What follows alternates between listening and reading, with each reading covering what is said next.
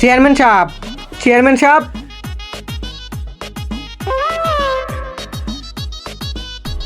Chairman সাহেব, আপনাকে যে আমরা ভালোবাসে নির্বাচিত করে চেয়ারম্যান পদে দাঁড় করাইলাম, আমাদের যে এলাকা 2 বছর ধরে রাস্তা ভাঙ্গা, ওই রাস্তা কি আপনি মেরামত করে দেওয়া লাগবো না, নাকি আমরা আন্দোলন শুরু করবো?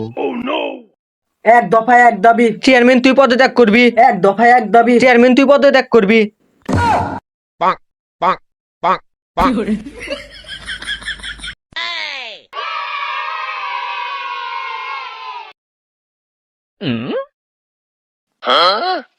ঘটনা কি, ও ভিতরে গেল কে? ও সবাই 2 মাস ধরে রাস্তা ভাঙছে, এখন আন্দোলন করা লাগবো না, তুই তোর নাগলা জায়গা, আমি আমার নাগলা জায়গা।